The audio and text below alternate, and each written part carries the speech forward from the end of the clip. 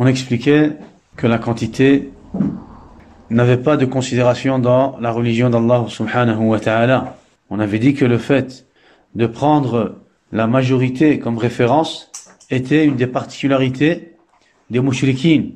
Ils n'acceptent une chose que selon la quantité. Lorsqu'ils étaient appelés ou lorsqu'ils sont appelés à la vérité, comme le dit Allah subhanahu wa ta'ala dans Surat al-Mu'minun, le verset 24, ils disent ما سمعنا بهذا في آبائنا الأولين. Les mouchrikoun, ya ikhwa, لا يقبلون الحق. لا يقبلون الحق. Ils n'acceptent pas la vérité. La référence des mouchrikines est la quantité et la majorité. Ils ne prennent pas en considération les preuves du Coran et de la Sunna. Ils ne prennent pas en considération la compréhension des Sahaba radhiyallahu alayhim. La seule chose dont ils vont prendre en considération est la quantité. Et c'est pour cela que lorsqu'ils vont être invités à la vérité, au tawhid, qu'est-ce qu'ils vont dire? Ma sami'na bihada fi aba'ina al-awwalin. Jamais nous n'avons entendu cela chez nos ancêtres les plus reculés. Jamais nous n'avons entendu cela chez nos ancêtres les plus reculés. C'est pour cela que Jérôme Mohammed dit Fama ajhala man istadalla bi kathrati an-nas, qu'il est ignorant celui qui va prendre comme référence la quantité. Qu'il est ignorant, kal jahil, celui qui va prendre quoi? Celui qui va prendre la quantité comme une référence, comme dalil, N'a-t-il pas vu que le prophète Ibrahim alayhi salatu wassalam était seul, imam al-muwahhidin, abu al-anbiya? N'a-t-il pas vu que le prophète Nuh alayhi salatu wassalam a vécu seul et il n'y a eu que quelques personnes qui ont accepté sa da'wah? N'a-t-il pas vu que le prophète Mohammed alayhi salatu wassalam a vécu seul? A commencé à quoi? A commencé cette religion seule. Allah subhanahu wa ta'ala dans le Coran al-Karim, il nous fait comprendre cela. Il nous cite cette caractéristique. Parmi les caractéristiques des mouchrikines. Allah azza wa jalla dit bal qalu mithla ma qala al-awwalun. Ils ont plutôt tenu les mêmes propos que les anciens.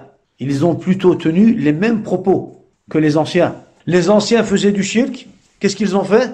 Ils les ont suivis et ils ont fait du shirk. Les anciens étaient sur le chemin où ils étaient en train d'appliquer des innovations. Qu'est-ce qu'ils ont fait? Ils ont pris les anciens comme référence et ils les ont suivis dans leur chemin. Allah Azza wa Jalla nous dit que cela est une des caractéristiques des mouchriquines. Bal qalu mithla ma qala al-awwalun. Ils disent comme les anciens. Ils tiennent les propos de leurs ancêtres. Walakin Allah Azza wa Jalla nous dit aussi dans Surat al-Ahzab, le verset 67 de Surat al-Ahzab, وَقَالُوا رَبَّنَا إِنَّا أَطَعْنَا سَادَتَنَا وَكُبَرَاءَنَا فَأَضَلُّونَ السَّبِيلَ. Allah Azza wa Jalla nous dit dans ce verset qu'ils vont justement le regretter le jour du jugement. Ils vont regretter d'avoir pris les ancêtres, la majorité, comme référence. Et ils vont dire, ô Seigneur, nous avons obéi à nos chefs et à nos grands, c'est donc eux qui nous ont égarés du sentier d'Allah Azza wa Jalla. C'est eux qui nous ont égarés du sentier d'Allah subhanahu wa ta'ala. Donc ils vont le regretter le jour du jugement.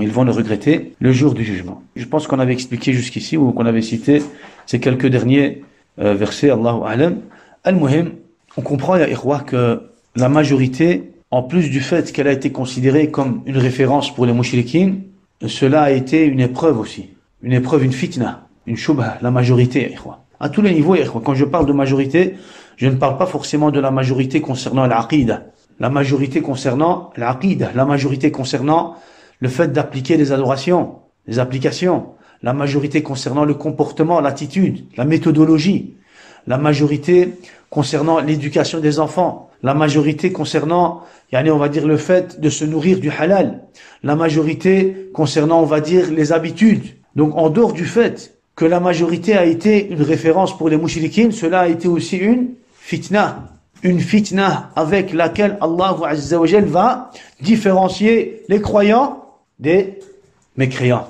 La majorité, en plus du fait qu'elle a été considérée comme une référence, qu'elle a été prise comme référence par les mouchrikines, elle a aussi été une fitna, une shubha avec laquelle Allah Azza wa Jal va différencier les croyants des mécréants. Et c'est pour cela que les savants, lorsqu'ils parlent des différentes catégories de mécréants, des différentes grandes catégories de mécréants, ils disent qu'il y en a en réalité 3. Les savants disent qu'en réalité, il y a 3 grandes catégories de mécréants. Al-Kafara, ou bien Al-Kuffar, sont de 3 grandes catégories. Dans chaque catégorie, on pourrait retrouver, on va dire, encore d'autres catégories. Walakin, les ulama, lorsqu'ils ont analysé Al-Qur'an al-Karim, bit-tatabbu'i wal-istiqra, lorsqu'ils ont regardé, lorsqu'ils ont analysé les versets, ils ont remarqué qu'Allah Azza wa Jal citait, lorsqu'Allah subhanahu wa ta'ala parlait des mécréants, il citait 3 grandes catégories. 3 différentes catégories. La première catégorie, man arafa al-haqqa fa'adahu hasadan wa baghya. Man arafa al-haqq fa'adahu hasadan wa baghyan. Première catégorie, les mécréants, ou bien ceux qui vont connaître la vérité, mais qui ne vont pas l'accepter. À cause de quoi? À cause de leur jalousie. À cause de ce qu'ils ont en eux-mêmes comme haine envers l'islam. Al-hasad, wal-baghi, wal-bughd, wal-karahiyya. Donc ceux qui vont connaître la vérité, les mécréants qui vont connaître la vérité et qui ne vont pas accepter cela par jalousie, par haine, comme Quraysh ou alors comme Al-Yahoud. Allah Azza wa Jalla dit à propos de cette catégorie, وَإِنَّ فَرِيقًا مِّنْهُمْ لَيَكْتُمُونَ الْحَقَّ وَهُمْ يَعْلَمُونَ. Allah Azza wa Jalla dit à propos de Yahoud, وَإِنَّ فَرِيقًا مِّنْهُمْ لَيَكْتُمُونَ الْحَقَّ وَهُمْ يَعْلَمُونَ. Et un groupe, une partie d'entre eux, cache la vérité alors qu'ils la savent. Ils savent très bien la vérité. Les Juifs savent très bien la vérité. Ils savent que le prophète Muhammad alayhi salatu wassalam est le dernier messager d'Allah Azza wa Jal. Et ils savent très bien que l'islam est la religion de tous les prophètes, même du prophète Moussa alayhi salam. Walakin la haine qu'ils ont en eux-mêmes. Pourquoi ils ont la haine? Parce que le dernier prophète, eux, ils voulaient que le dernier prophète vienne parmi eux. Ils voulaient que le dernier prophète fasse partie de la descendance, vienne de la descendance de Ishaq. Walakin Allah Azza wa Jalla avait choisi le dernier prophète de la descendance de Ismaïl alayhi salam.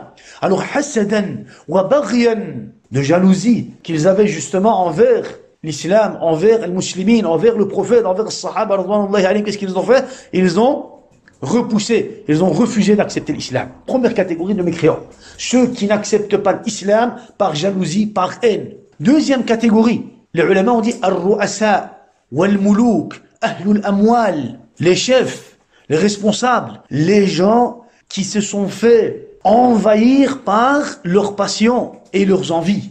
Ashabu shahwa, ashabul amwal, les gens qui ont quoi? Les gens qui ont une puissance, les gens qui ont de l'argent, les gens qui ont de la force. الذين فتنتهم الدنيا وشهواتها, les gens qui se sont fait emporter par les tentations de la vie d'ici-bas et les shahwah de la vie d'ici-bas. Pourquoi est-ce qu'ils n'ont pas accepté l'islam? Pourquoi est-ce qu'ils ont refusé d'accepter l'islam? لأنهم يعلمون أن الحق يمنعهم من كثير مما أرادوه. Parce qu'ils savent très bien que s'ils acceptent la vérité, ils devront s'abstenir de beaucoup de choses qu'ils sont en train de faire et qu'ils veulent faire. Ils savent très bien. Pourquoi est-ce qu'ils se sont abstenus d'accepter la vérité? Al-muluk, wal-ru'asa, wa ashabul amwal, wa ashabul shahawat, wa ashabul manasib. Pourquoi est-ce qu'ils se sont abstenus de quoi? D'accepter l'islam.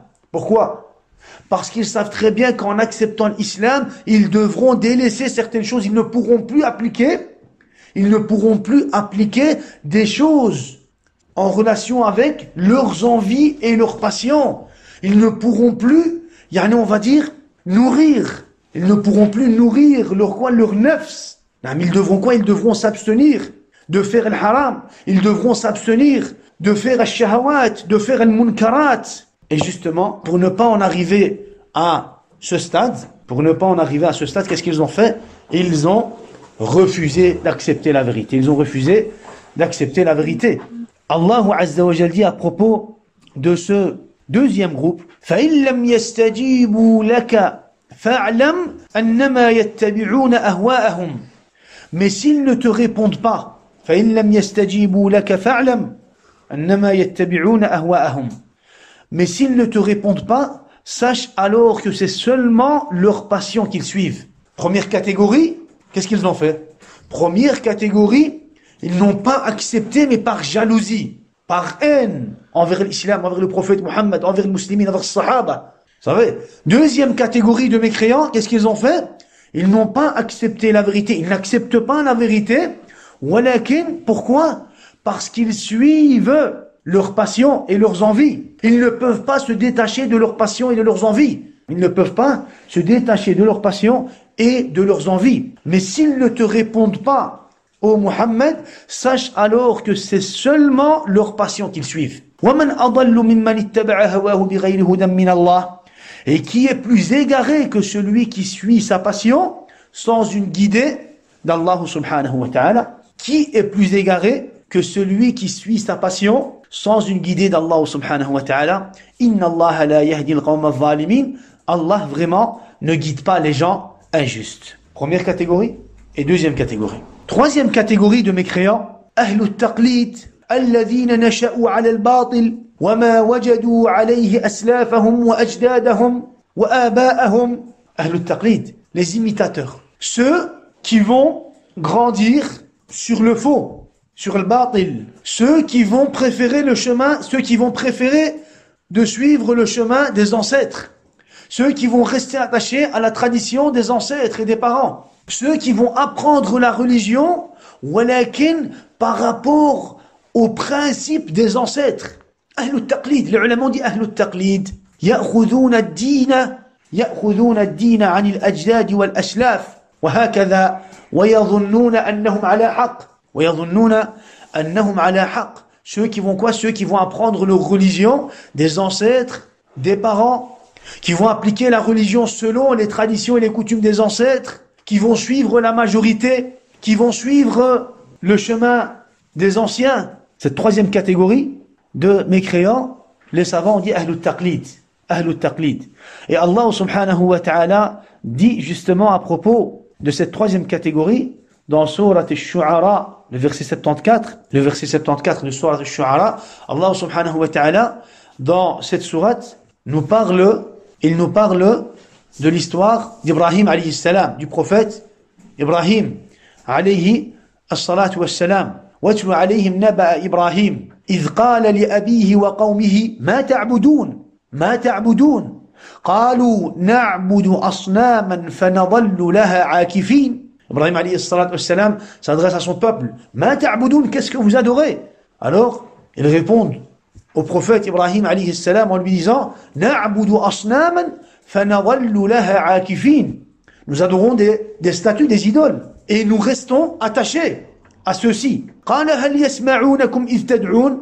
Ibrahim alayhi salatu wassalam leur dit, est-ce qu'ils vous entendent lorsque vous les invoquez? Aw yanfa'unakum aw yadurrun. Est-ce qu'ils vous font du bien ou alors vous protègent d'un mal? Al-Muhim, comment est-ce qu'ils ont répondu? Ibrahim alayhi salatu wassalam, lorsqu'il leur a répliqué en disant hal yasma'unakum idh tad'un. Est-ce qu'ils vous entendent lorsque vous les invoquez, ces statues? Aw yanfa'unakum aw yadurrun. Ces statues vous profitent-elles ou vous nuisent-elles? Qu'est-ce qu'ils ont dit? Qalu bal wajadna aba'ana kadhalika yaf'alun.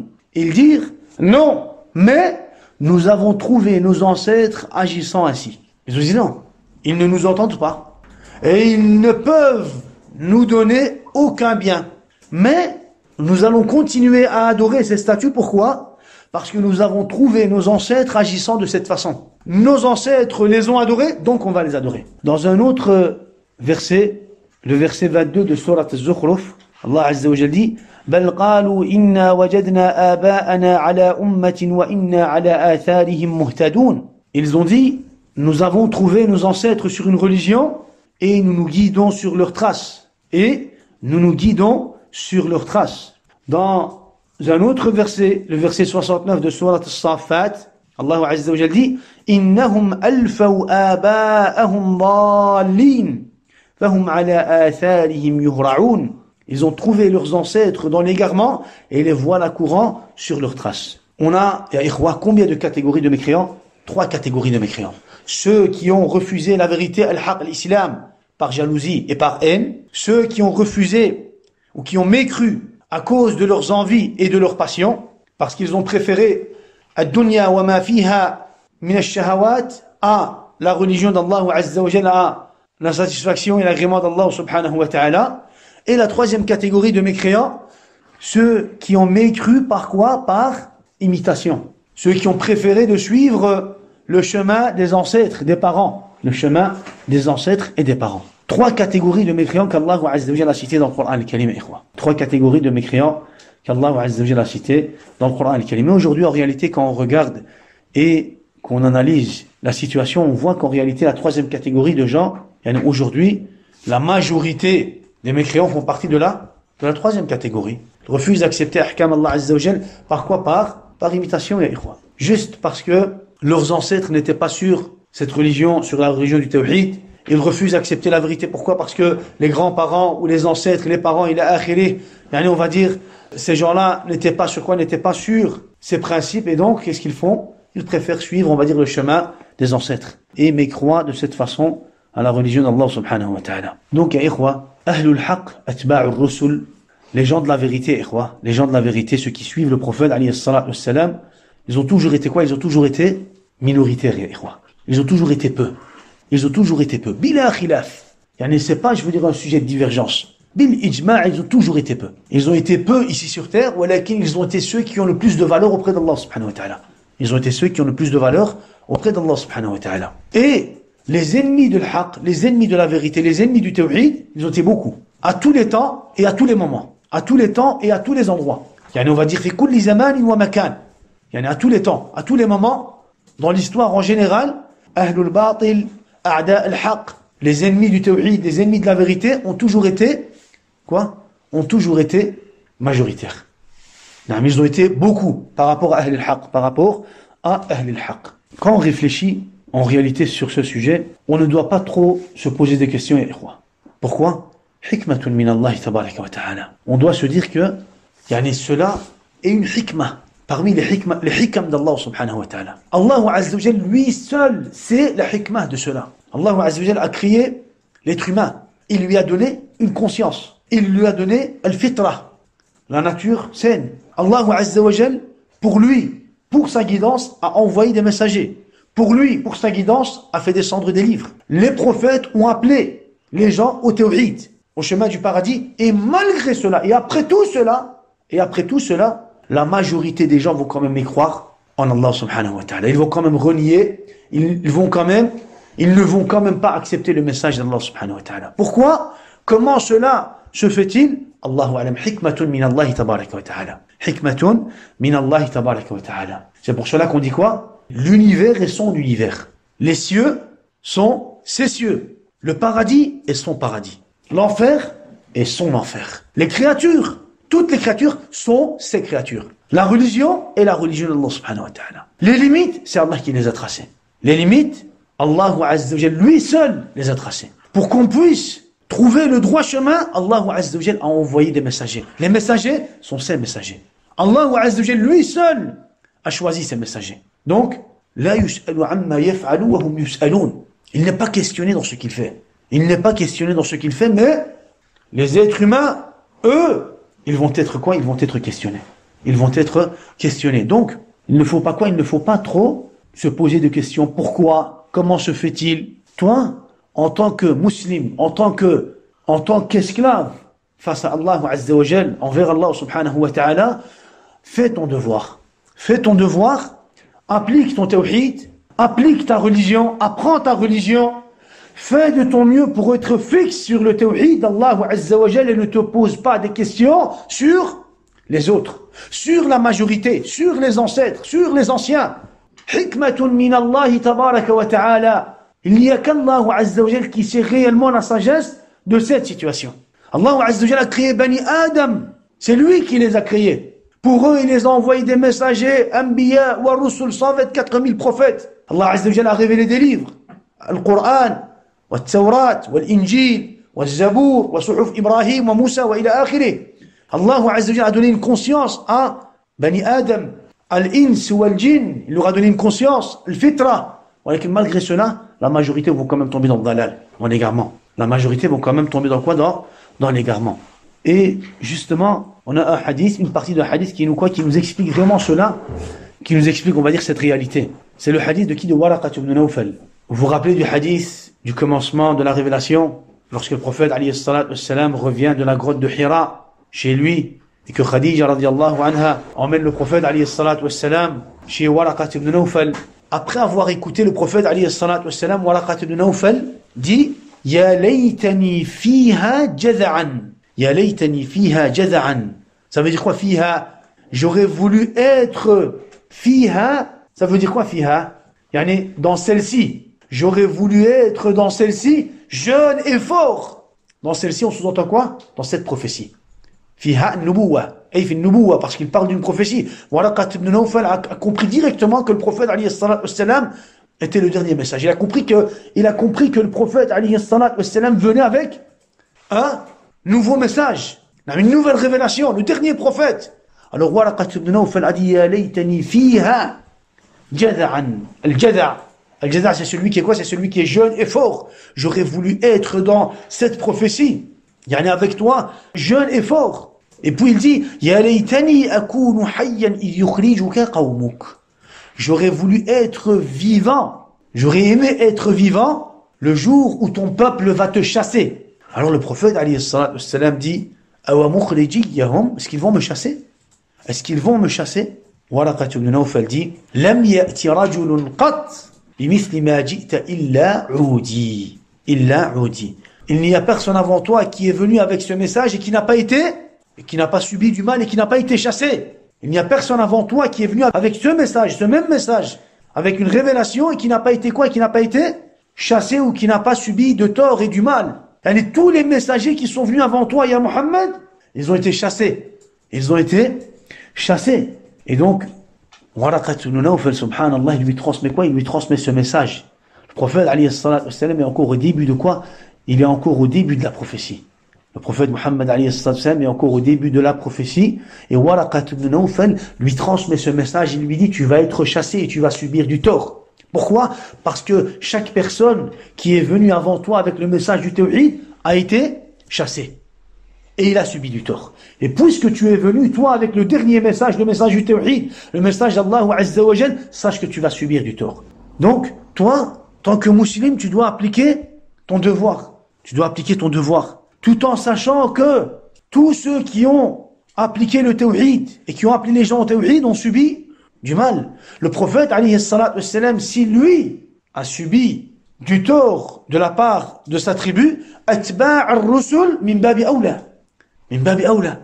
Yani si le prophète, alayhi salatu wassalam, ou les prophètes, alayhi salatu wassalam, ont subi du tort de la part de leur peuple, ceux qui vont suivre les prophètes dans la religion d'Allah Azza wa Jal vont d'office, d'une façon ou d'une autre, subir aussi du tort et du mal de la part de leur peuple, de leur tribu, de leur famille. Donc, a'zamu ni'matin 'ala al-itlaq.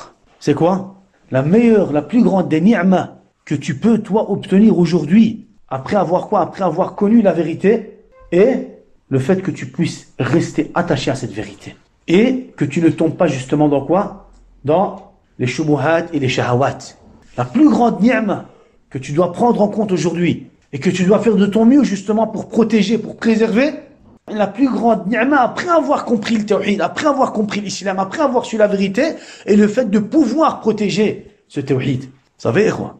Le fait d'avoir accepté, le fait d'avoir compris, le fait d'appliquer, c'est bien. Walakin, n'oublie pas que la plus grande ni'ma après avoir compris le haqq, après avoir compris le tawhid, est justement le fait de pouvoir rester sur le tawhid. De pouvoir, on va dire, faire tout ce dont tu es capable de faire pour protéger ce tawhid. Ça aussi c'est une ni'ma. Ça aussi c'est une ni'ma, tu ne pourras protéger et prendre soin de ton tawhid que si Allah Azza wa Jalla, lui, te le facilite. Que si Allah subhanahu wa ta'ala, lui, t'ouvre ses portes de sa miséricorde.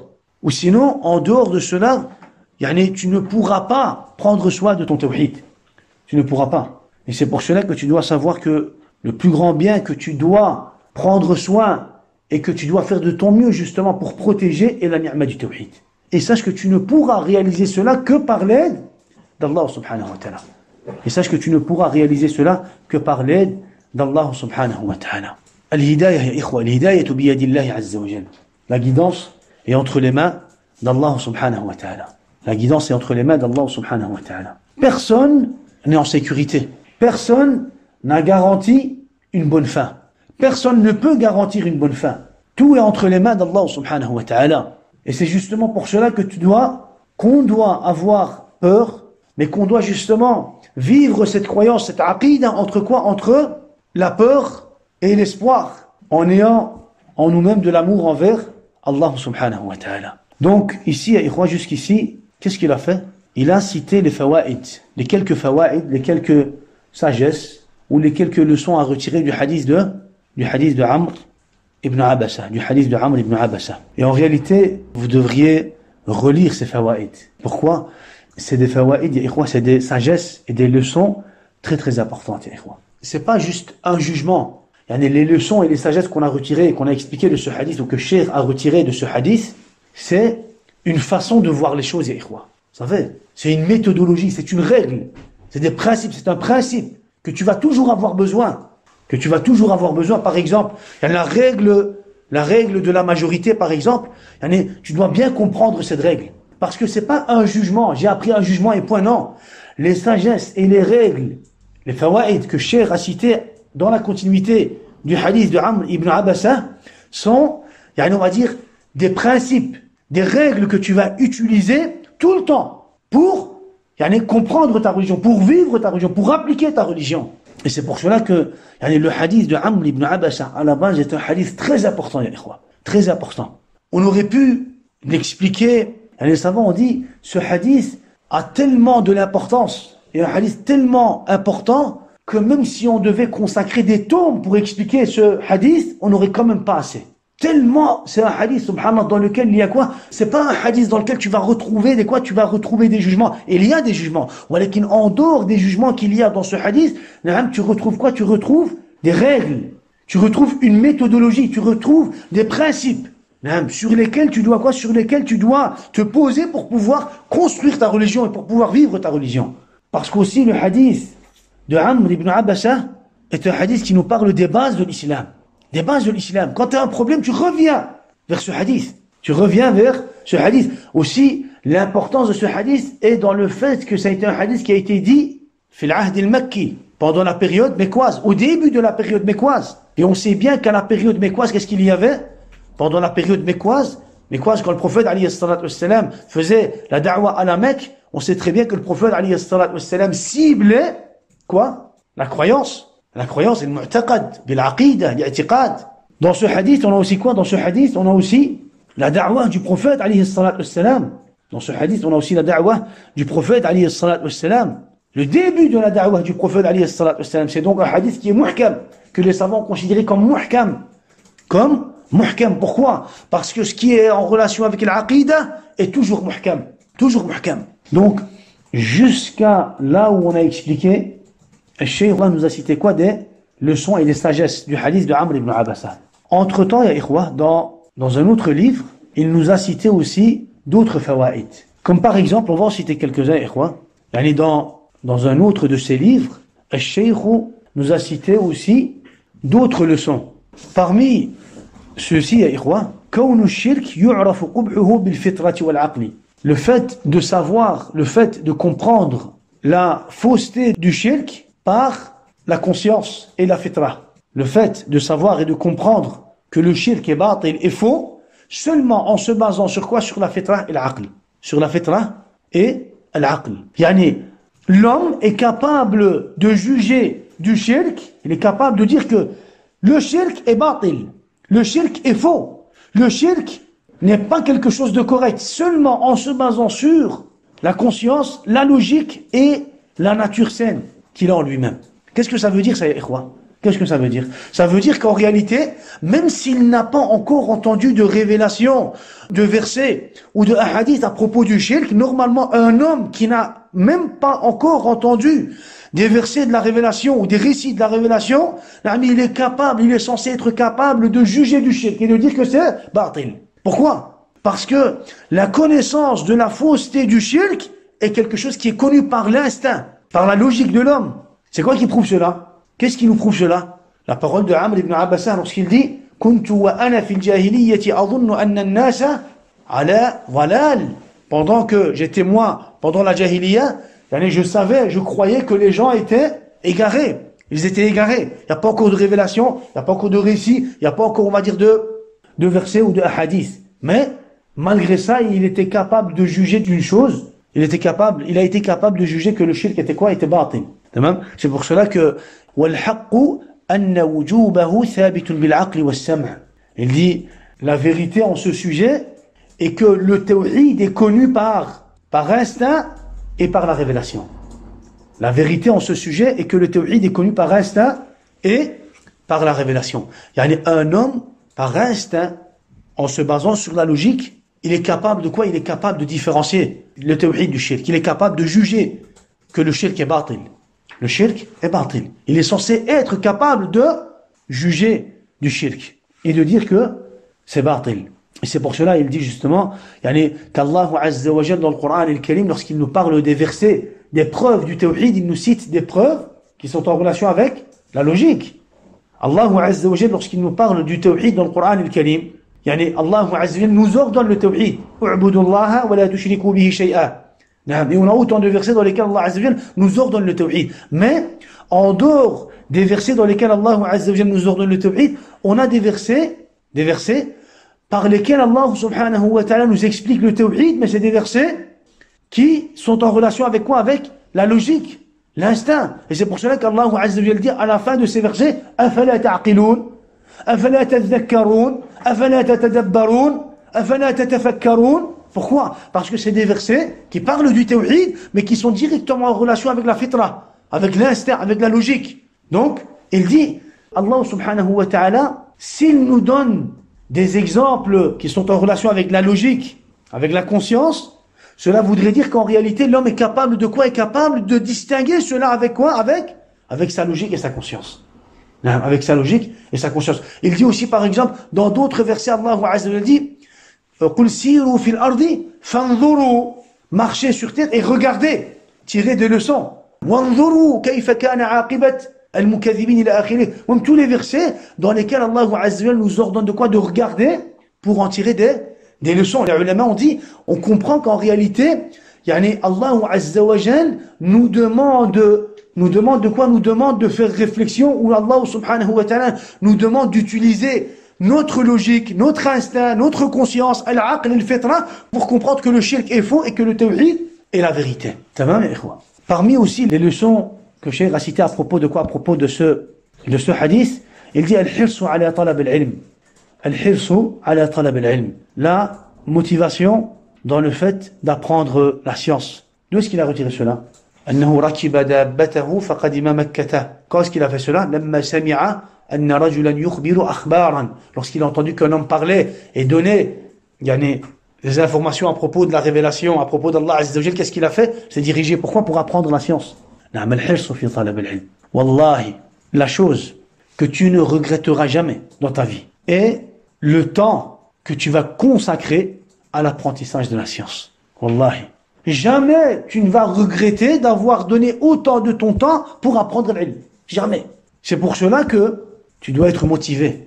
Tu dois apprendre, tu dois vouloir apprendre la religion d'Allah subhanahu wa ta'ala. Le prophète alayhi salatu wa sallam dit dunya mal'unatun ma fiha illa dhikrullah wa alim wa muta'allim. La vie d'ici-bas est une vie maudite. Mal'unatun. Et tout ce qui est dans cette vie est maudit. Pourquoi? Tout ce qu'il y a dans cette vie, et cette vie à la base peut à la base t'empêcher de te diriger vers le droit chemin, vers Allah subhanahu wa ta'ala. Sauf trois choses. Dhikrullah, le rappel d'Allah. Wa alim, un savant. Wa muta'allim, un étudiant. Un étudiant. Un savant qui va apprendre la science, qui va enseigner la science, et un étudiant qui va apprendre la science. Et donc, au jour d'aujourd'hui, tu dois être motivé dans l'apprentissage de la religion d'Allah subhanahu wa ta'ala. Et jamais tu ne le regretteras. Mais au contraire, tu regretteras si tu n'as pas donné de ton temps pour apprendre la religion d'Allah subhanahu wa ta'ala. Pour apprendre la religion d'Allah subhanahu wa ta'ala. Aussi, parmi les leçons qu'il a citées, parmi les sagesses que Cheikh a citées dans son autre ouvrage, il dit, قَوْلُهُ مَا أَنْتَ قَالَ أَنَا نَبِيٌّ قَالَ وَمَا نَبِيٌّ قَالَ أَرْسَلَنِي اللَّهُ. Il lui a dit, qu'es-tu? Il a dit, je suis un prophète. Qu'est-ce qu'un prophète? Il dit, c'est Allah qui m'a envoyé. Il dit هذه المسألة هي أصول أو هي أصل العلوم كلها. Tu vois cette phrase, ces quelques phrases, أصل العلوم كلها. Ces quelques phrases sont la base des sciences, de toutes les sciences, de toutes les sciences. Pourquoi? Parce qu'en réalité, c'est le fait d'accepter qu'Allah Azza wa Jal a envoyé un messager pour toi. Un messager qui va transmettre le message d'Allah Azza wa Jal. Un messager qui va transmettre les sciences, la science d'Allah subhanahu wa ta'ala, qui va transmettre les paroles et les jugements d'Allah subhanahu wa ta'ala. Donc il dit, c'est le fait en réalité que tu comprennes avec ton cœur, mais d'une bonne compréhension, avec sincérité et certitude qu'Allah Azza wa Jal a envoyé pour toi un messager. Subhanallah. Muhammadur Rasulullah. Muhammadur Rasulullah. Le deuxième témoignage. Ashhadu an la ilaha illallah wa ashhadu anna Muhammadar Rasulullah. Un homme qui va accepter qu'Allah Azza wa Jal a envoyé Muhammad comme messager pour l'humanité. Subhanallah. Khalas. Cela voudrait dire en réalité qu'il a trouvé quoi? Qu'il a trouvé la porte du bonheur.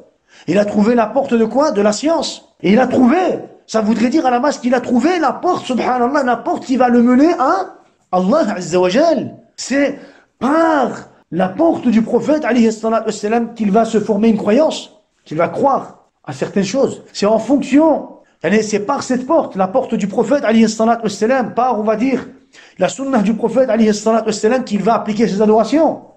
S'il veut apprendre la science, c'est par la sunnah du prophète, alayhi salatu wassalam, qu'il va apprendre quoi? Qu'il va apprendre la science. Il va corriger son comportement.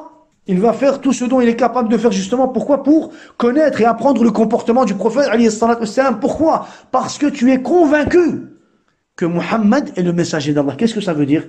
Ça veut dire qu'Allah Azza wa Jalla l'a choisi pour toi. Parce que le prophète, alayhi salatu wassalam, a été envoyé rahmatan lil alamin, comme miséricorde à toute l'humanité. À toute l'humanité. Il est le dernier prophète, et ikhwa. Le prophète, alayhi salatu wassalam, est le dernier prophète. Le fait que tu puisses comprendre cela d'une bonne compréhension, sache qu'après cela, tu auras facile. Tu vas avoir facile si tu es sincère. Si tu es sincère. Et si tu es juste envers toi-même et envers Allah subhanahu wa ta'ala, dans cette croyance, sache que tu vas avoir facile bi'idhnil wahid al-ahad. Pourquoi? Parce que ça voudrait dire que tu as trouvé le chemin. Tu as trouvé le chemin qui va te mener à Allah subhanahu wa ta'ala. Muhammadur Rasulullah. Et c'est pour cela il dit هذه المسألة هي أصل العلوم كلها. Muhim, il cite aussi encore, on va dire, d'autres fawaïd, voilà qu'on en a cité que trois, même trois importants, parmi les autres, on va dire, les autres sagesses et les autres leçons que Cheikh a cité à propos du hadith de Amr ibn Abasa, à propos du hadith de Amr ibn Abasa. Quand on regarde le hadith, et le hadith de Amr ibn Abasa, on comprend et on voit, comme on l'a déjà expliqué, qu'il juge de lui-même, de quoi? De son peuple. Il dit que son peuple est égaré. Il dit que son peuple est égaré. Que son peuple n'est sur aucune vérité. كنت وأنا في الجاهلية أظن أن الناس على ضلالة وأنهم ليسوا على شيء وهم يعبدون الأوثان.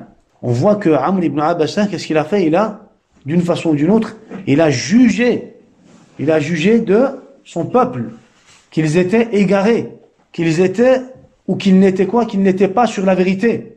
Qu'ils n'étaient pas sur la vérité. Dans une version de ce hadith rapporté par Abu Nu'aym fi Dala'il an-Nubuwah, dans une autre version de ce hadith rapporté par Abu Nu'aym fi Dala'il an-Nubuwah. Dala'il an-Nubuwah, Amr ibn Abasa dit raghibtu an alihati qawmi fi al-jahiliyyati. Raghibtu an. J'ai détesté, je me suis détourné des fausses divinités de mon peuple, de ma tribu, pendant la jahiliya. Raghibtu an, en fait, raghiba, c'est un verbe qui change de sens selon quoi? Selon le harf jar. Raghibtu fi, ça veut dire que je veux. Raghibtu an, ça veut dire que j'ai détesté. Je déteste. Raghibtu an, c'est pour ça que tu ne dois pas dire raghibtu an quand tu dois dire raghibtu fi, et tu ne dois pas dire raghibtu fi quand tu dois dire raghibtu an. C'est comme on va dire da'a lahu wa da'a alayhi. Quand tu dis da'a lahu, ça veut dire qu'il a invoqué pour lui. Da'a alayhi, ça veut dire qu'il a invoqué contre lui. Raghibtu an, ça veut dire qu'il a détesté. il a détesté, il a tourné dos, il a renié. Raribtu an alihati qawmi. J'ai détesté, je me suis désavoué, j'ai renié, j'ai tourné dos aux fausses divinités de mon peuple, que mon peuple adorait pendant la jahiliya. Wa ra'aytu annaha al-batil. Et j'ai compris, j'ai été convaincu, j'ai cru que cela était al-batil. Wa ra'aytu annaha al-batil. Et j'ai compris, j'ai été convaincu que cela était le faux. Wa hum ya'buduna al-hijara. Car ils adoraient quoi? Ils adoraient les pierres, les statues. Comment Amr ibn Abasa, comment est-ce qu'il a été capable de juger, ya ikhwa? Comment est-ce qu'il a été capable de juger de son peuple, de sa tribu, des Arabes, de la péninsule arabique? Comment est-ce qu'il a su cela, ya ikhwa? Cela voudrait dire en réalité que si Amr ibn Abasa a été capable, vous allez comprendre à quoi je vais en venir, si Amr ibn Abasa a été capable de juger de cette façon sur son peuple, cela voudrait dire qu'en réalité, hujjatullahi qa'imatun alayhim. Cela voudrait dire que les preuves d'Allah subhanahu wa ta'ala à propos du tawhid sont établies sur ces gens-là. Sahih, ikhwa. Cela voudrait dire que les preuves d'Allah subhanahu wa ta'ala sont établies. Au niveau de quoi? Au niveau du nom. Il est capable de juger, de dire qu'ils sont kuffars, de dire qu'ils sont ala al-batil, de dire qu'ils sont mushrikin. Taban, on va utiliser justement ce hadith pour expliquer le verset وَمَا كُنَّا مُعَذِّبِينَ حَتَّى نَبْعَثَ رَسُولًا. Et nous n'allions châtier personne tant que nous n'avons pas envoyé de messagers. Donc, en réalité, le messager, on comprend de ce verset qu'Allah Azza wa Jalla, lorsqu'il envoie un messager, ce n'est pas pour appliquer le jugement au niveau du nom sur ces gens-là, mais c'est pour le châtiment. C'est pour le châtiment. Au jour d'aujourd'hui, ceux qui vont s'abstenir de faire le takfir, par exemple des mouchriquins, qu'est-ce qu'ils vont dire? Ils vont rapporter ce verset. Ils vont dire وَمَا كُنَّا مُعَذِّبِينَ حَتَّى نَبْعَثَ رَسُولًا. Et nous n'allons pas châtier tant que nous n'avons pas envoyé de messagers. Alors, on doit établir les preuves pour pouvoir le considérer comme mouchrik. C'est comme ça qu'ils disent. C'est comme ça qu'ils disent. Ils disent quoi? Allah Azza wa Jalla dit qu'il ne va pas châtier tant qu'il n'a pas envoyé de messagers. Et donc, on ne peut pas, on va dire, considérer mouchrikin, on ne peut pas faire le takfir de ces gens-là tant qu'on ne leur a pas établi les preuves. On va leur dire ça c'est faux. Vous mélangez deux sujets. Le fait de les considérer ala balal, le fait de les considérer ala batil, le fait de les considérer mouchrikin, kuffar, cela existait déjà avant même la prophétie.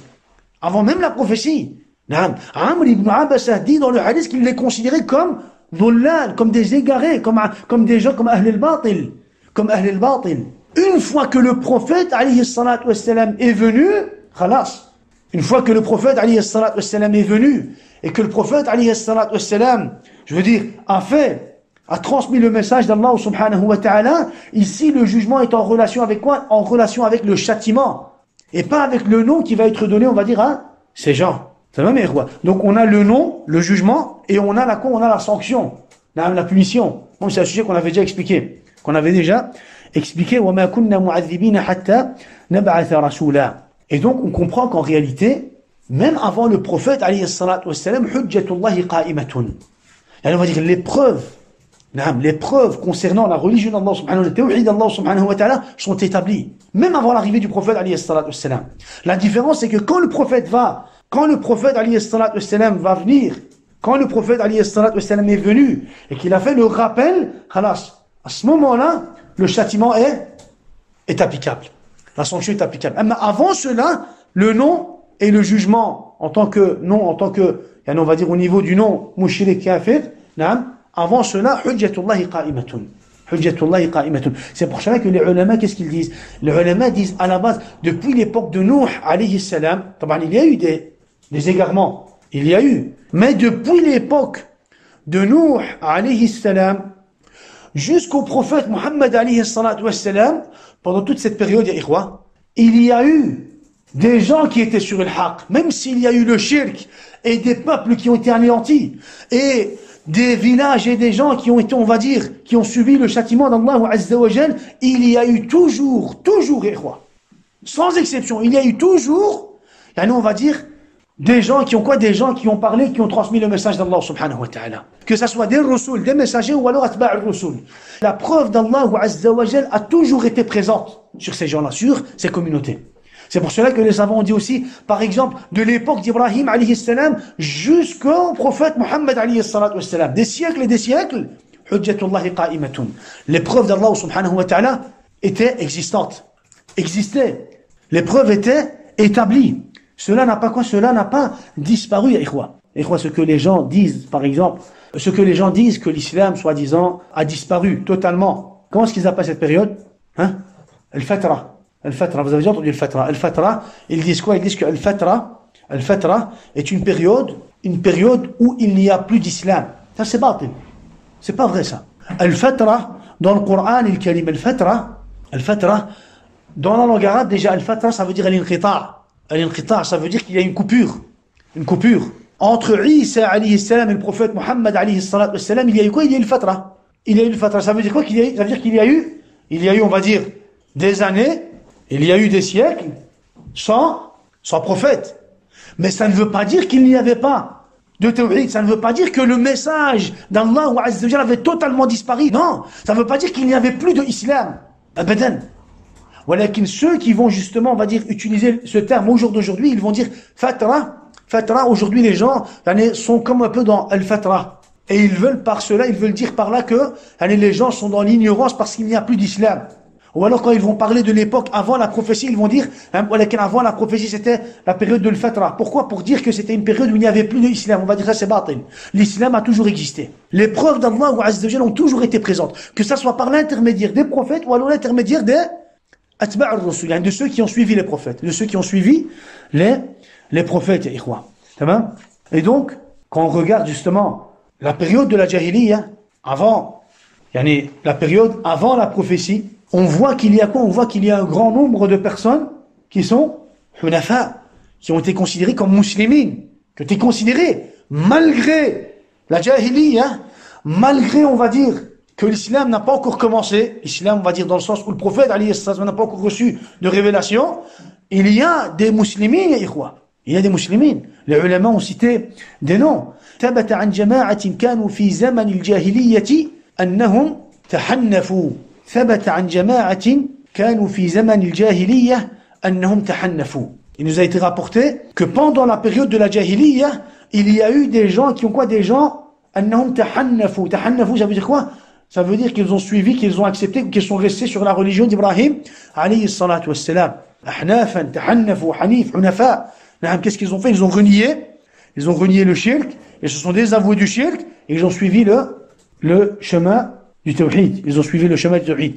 Qui parmi eux, ya ikhwa? Waraqat ibn Nawfal. Waraqat ibn Nawfal. Qui d'autre? Amr ibn Abasa. Amr ibn Abasa. Naam, c'est qui? Zayd ibn Amr ibn Nufayl. Qui d'autre? Un compagnon très connu. Pas besoin de dire son nom. Abu Bakr as-Siddiq, radiyallahu anhu, il a été considéré aussi comme les Hunafa. Naam, Hanif. Aussi, Ubaydullah ibn Jahsh. Donc on a cité qui? Waraqat ibn Nawfal. Zayd ibn Amr ibn Nufayl. Abu Bakr as-Siddiq, radiyallahu anhu. Amr ibn Abasa. Ubaydullah ibn Jahsh. Wa Uthman ibn al-Huwayrith.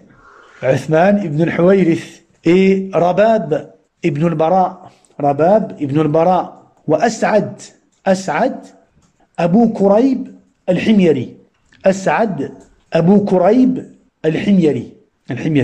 Et on a aussi Qus ibn Sa'ida.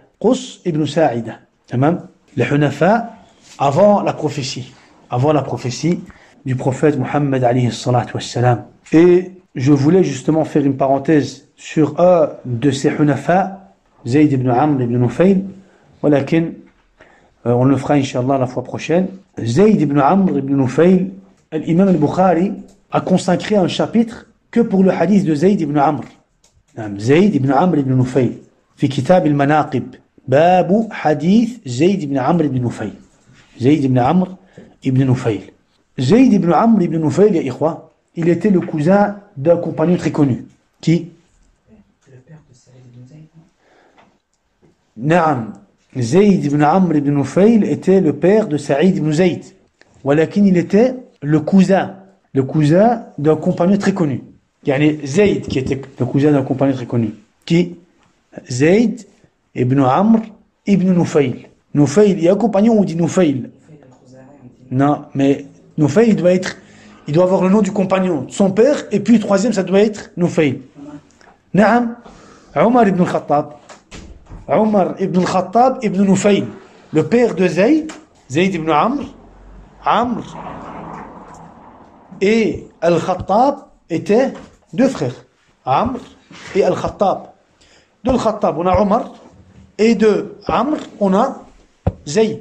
Et le grand-père, Nufayl. Naam, il y a aussi Zayd ibn al-Khattab. Zayd ibn al-Khattab, donc on a deux cousins aussi. En fait, on a deux cousins Zayd. Donc si on te dit qui sont les deux cousins Zayd, tu dois pouvoir répondre. Et il était le père aussi de qui, comme on l'a dit, il était le père de Saïd ibn Zayd. Saïd ibn Zayd, min al-Ashara. Saïd ibn Zayd min al-Ashara, al-Mubashirin bil-Jannah. Il a été parmi les 10. Donc c'est Saïd ibn Zayd ibn Amr ibn Nufayl. Saïd ibn Zayd, il avait, on va l'expliquer Inch'Allah la fois prochaine, mais il a cherché le tawhid. Il a cherché le tawhid, muhim. Après, il a renié le shirk, il a renié la religion de Quraysh, la religion de Ahl Mecca, et il a, on va dire, subhanallah, il a fait preuve, on va dire, de fermeté, subhanallah, il a sbar, jusqu'à la mort. Et il était seul. Et vous allez voir tout ce qu'il a subi, et vous allez voir, Inch'Allah, la fois prochaine, tout ce qu'il a subi. Pourquoi? Pour trouver la vérité et pour rester fixe sur la vérité. Subhanallah. Inch'Allah, on va parler de ça la fois prochaine. بارك الله فيكم وجزاكم الله خيرا وسبحان ربك رب العزة عما يصفون وسلام على المرسلين والحمد لله رب العالمين